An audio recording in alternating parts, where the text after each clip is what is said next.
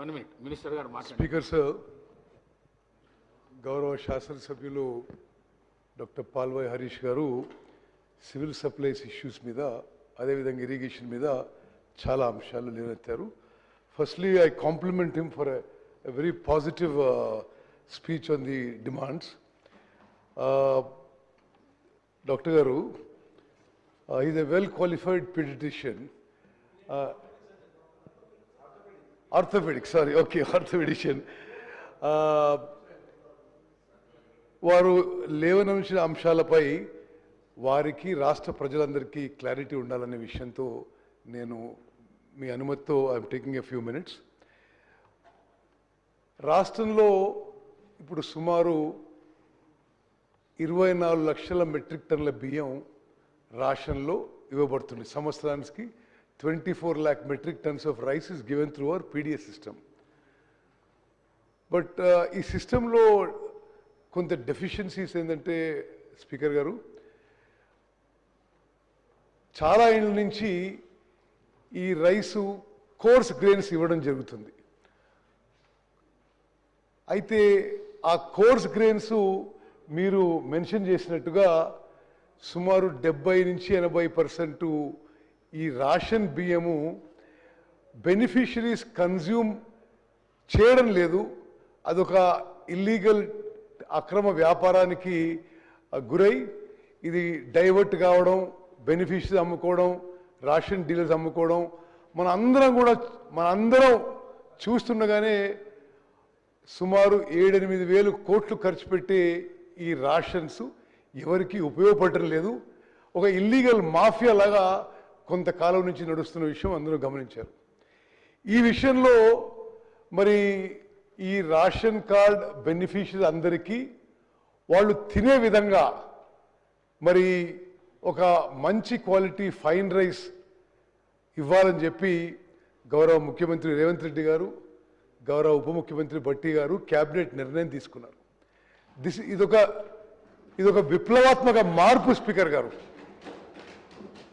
స్వతంత్ర భారతదేశంలో ఈ స్థాయిలో ఫుడ్ సెక్యూరిటీ కోసం, ఆహార భద్రత కోసం ఫైన్ రైస్ ఇంట్రడ్యూస్ చేయడం మరి మొత్తం భారతదేశంలో కూడా ఇదే ఫస్ట్ ఇనిషియేటివ్ అని మనం చేస్తున్నాం. అదేవిధంగా ఉగాది రోజున 30 తారీఖున గౌరవ ముఖ్యమంత్రి గారితో ఈ పీడిఎస్లో ఈ రేషన్ కార్డ్ బెనిఫిషరీస్కి ఫైన్ రైస్ ఇచ్చే స్కీమ్ మరి రాష్ట్ర వ్యాప్తంగా లాంచ్ చేయడం జరుగుతుంది.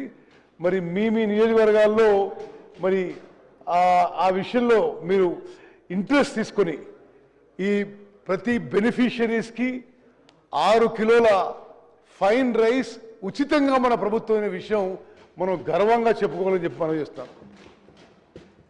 గౌరవ సభ్యులందరికీ మనం చేస్తున్నా, స్వతంత్ర భారతదేశంలో ఏ రాష్ట్రంలో జరిగిన విధంగా ఆహార భద్రత విషయంలో 84% ఆఫ్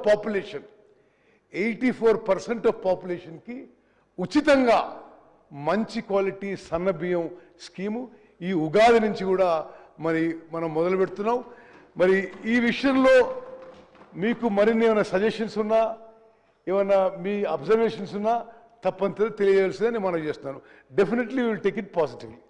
అదేవిధంగా రేషన్ కార్డు విషయంలో ఇప్పుడు రాష్ట్రంలో ఉన్నాయి సుమారు 89.8 lakh రేషన్ కార్డ్స్. మేము మొదటి విడతగా వెంటనే ఏదైతే ఎడిషనల్ మెంబర్స్ యాడ్ చేయాలనో రేషన్ కార్డ్స్కి చాలా ఏళ్ల నుంచి పెండింగ్ ఇష్యూస్ ఉన్నాయి. మరి కొత్త ఫ్యామిలీ మెంబర్స్ యాడ్ చేయాలో వాళ్ళకు కూడా మరి ఇమ్మీడియట్గా ఈ రేషన్ సిస్టంలోకి తీసుకొచ్చి వాళ్ళకు కూడా సన్నబియ్యం ఇవ్వడం జరుగుతుంది. అదేవిధంగా కొత్త రేషన్ కార్డ్ ప్రక్రియ కూడా ఇది కొంత సిస్టమేటిక్గా మెటిక్యులస్గా చేయాలనే ఉద్దేశంతో మేము ముందుకు పోతున్నాం. ఏప్రిల్ నెలలో కొత్త మెంబర్స్కి కొత్త రేషన్ కార్డు ఏదైతే ఐడెంటిఫై చేసినరో అందరికి కూడా సన్న బియ్యం ఇవ్వబడుతుంది. మీకు రేషన్ కార్డు ఫిజికల్గా రేషన్ కార్డు చేరకపోయినా మీ పేరు బెనిఫిషరీస్ లిస్ట్ వస్తే మీకు తప్పనిసరిగా ఆ రేషన్ వస్తుంది. అదేవిధంగా మేము తీసుకున్న మరి వేరే నిర్ణయాల్లో మీరు రాష్ట్రంలో ఎక్కడున్నా సరే, ఉదాహరణకి మీరు సిర్పూర్ కాగజ్ నగర్లో మీ కార్డు ఉండి మీరు హైదరాబాద్లో ఉన్న ఇక్కడ మీరు రేషన్ తీసుకునే విధంగా కూడా మేము ఫెసిలిటీ క్రియేట్ చేస్తున్నామని చెప్పి నేను మనవి చేస్తాను. Speaker sir, I want to go on record in independent India ఈ విధంగా ఫుడ్ సెక్యూరిటీ, అందరికీ ఆహార భద్రత కల్పించడం, జనాభాలో 84% జనాభాకి కడుపు నిండా మంచి క్వాలిటీ ఫుడ్ గ్రెయిన్స్ ఇవ్వడం తెలంగాణ రాష్ట్రంలో మొదలు పెడుతున్న విషయం మనందరం కూడా హర్షించాలని చెప్పి నేను మనం చేస్తున్నాను. అదేవిధంగా మీరు రేషన్ డీలర్ల విషయం చెప్పారు. మరి ఈ మధ్య కాలంలో కొంత రేషన్ డీలర్ కమిషన్ పెంచడం జరిగింది.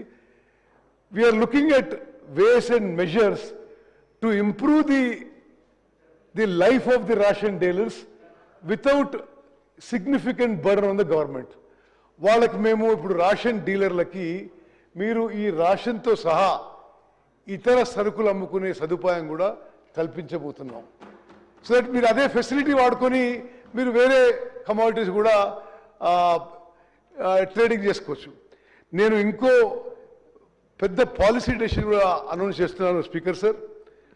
గౌరవ ముఖ్యమంత్రి గారి నిర్ణయం మేరకు నాకు ఎందుకు గుర్తొచ్చిందంటే, డాక్టర్ హరీష్ గారు మీరు you raise this issue along with rice అతి త్వరలో ఇతర ఎసెన్షియల్ కమోడిటీస్ కూడా మొదలుపెట్టే ప్రక్రియ మరి మేము స్టార్ట్ చేయబోతున్నాం అని చెప్పి కూడా నేను మనవి చేస్తున్నాను. ఆ విషయంలో కూడా మీకు ఏమైనా సజెషన్స్ ఉంటే తప్పనిసరి ఇవ్వండి.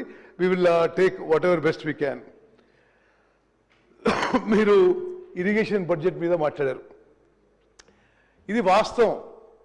అంటే ఇరిగేషన్ బడ్జెట్లో 23,300 కోట్లలో గత ప్రభుత్వం చేసిన అప్పులు ఇంట్రెస్ట్ కానీ ప్రిన్సిపల్ రీపేమెంట్లో ఇరిగేషన్ బడ్జెట్లో సిగ్నిఫికెంట్ పార్ట్ పోతున్న విషయం ఇది వాస్తవం.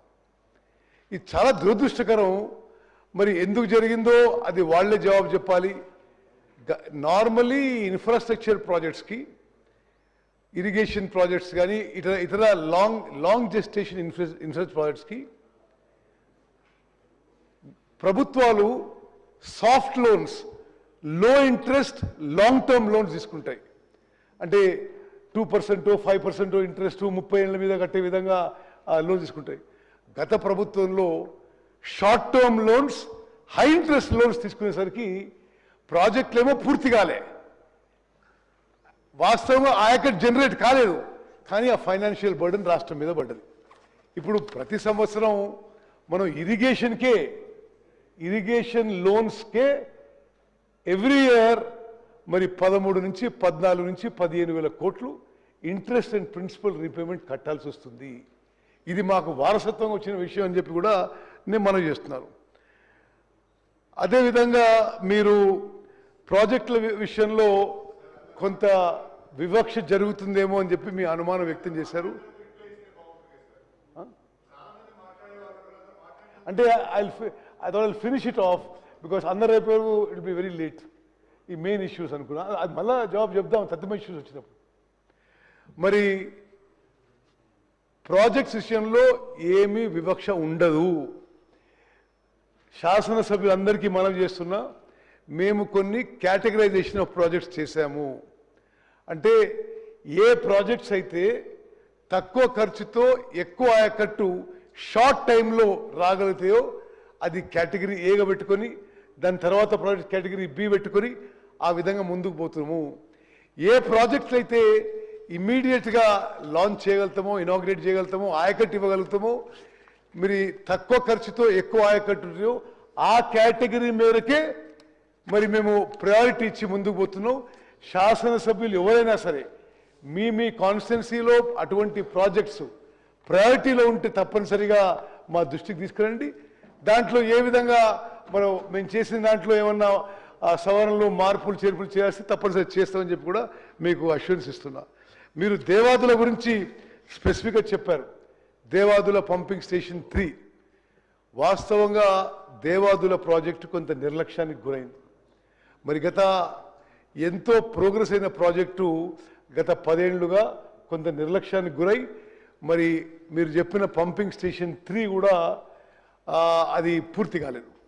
అయితే రిలెంట్లెస్గా ఫాలోఅప్ చేసి ఆ పంపింగ్ స్టేషను ఈరోజు రేపు 2 రోజుల్లో ఆన్ చేయబోతున్న విషయం కూడా నేను మీకు మనవి చేస్తున్నాను.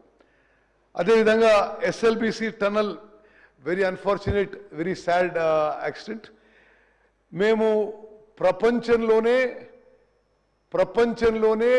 ఈ టనల్ యాక్సిడెంట్స్ ఎక్స్పర్ట్స్ దేశ విదేశాల నుంచి ఫామ్ చేసి నేను యాక్సిడెంట్ అయిన 3 గంటలకు అక్కడ చేరిన, అక్కడనే ఉన్నాం. మరి రెస్క్యూ అండ్ రిలీఫ్ ఆపరేషన్స్ కూడా రిలెంట్లెస్గా మానిటర్ చేస్తున్నాం. మరి ముఖ్యమంత్రి గారు కూడా వేరే మంత్రులు కూడా అక్కడికి వచ్చి మరి ఆపరేషన్స్ సూపర్వైజ్ చేయడం జరిగింది. దురదృష్టవశాత్తు ఈరోజు వరకు మరి 2 బాడీసే దొరికినాయి. The rescue and relief operations are ongoing. నిన్ననే మొన్న ముఖ్యమంత్రి గారి లెవెల్లో మరి ఆ tunnel accident, relief and rescue operations యొక్క రివ్యూ, ద వే ఫార్వర్డ్ కూడా ఆలోచన చేయడం జరిగింది. మరి మేము స్పష్టంగా స్పీకర్ సార్ మీ ద్వారా యావత్ తెలంగాణ ప్రజలకు తెలియజేస్తున్నాం, ఇది మాకు టెంపరరీ సెట్బ్యాక్ మాత్రమే. ఎస్ఎల్బిసి టనలు పనులు పూర్తి చేయడానికి మా ప్రభుత్వం కట్టుబడుని చెప్పి నేను మీకు మనవి చేస్తున్నాను. అదేవిధంగా ప్రాణాలు కోల్పోయిన వాళ్ళకి ప్రతి ఒక్కరికి ప్రభుత్వం నుంచి 25 లక్షల రూపాయలు మేము ఎక్స్గ్రేషియా కూడా ఇస్తున్న విషయం నేను మనవి చేస్తాను. ప్రాణహిత చేవెళ్ళ ప్రాజెక్ట్ గురించి మీరు మాట్లాడారు. ప్రాణహిత చేవెళ్ళ ప్రాజెక్టు మా మేనిఫెస్టోలో ఉంది. We are committed to start the work as early as possible. దాన్ని కొంత ఫైనాన్షియల్, టెక్నికల్, కమర్షియల్ అనాలిసిస్ చేయిస్తున్నాం. మరి తుమ్మడిట్ట దగ్గర బ్యారేజు, మరి దాని తర్వాత ఏ విధంగా పోవాలని చెప్పి గతంలో ఆ ప్రాజెక్ట్ మీద పనిచేసిన వాళ్ళనే ఎంగేజ్ చేసి మేము ముందుకు పోతున్నాం. We are committed. తుమ్మడిహట్టి దగ్గర ఈ ప్రాణహిత చేవెళ్ళ ప్రాజెక్ట్ పనులు కూడా అతి త్వరలో మేము మొదలు పెడతామని చెప్పి నేను మనం చేస్తాను. మీరు చెప్పిన విధంగా విజిలెన్స్ రిపోర్ట్ వచ్చింది, ఎన్డిఎస్ఏ రిపోర్టు. మరి నేను స్వయంగా ముఖ్యమంత్రి గారు నేను పోయినసారి ఢిల్లీ పోయి కేంద్ర జలవనరుల మంత్రి సిఆర్ పాటిల్ గారితో కలిసి ఎన్డిఎస్ఏ రిపోర్ట్ కూడా తొందరగా ఇవ్వమని చెప్పి కోరాం.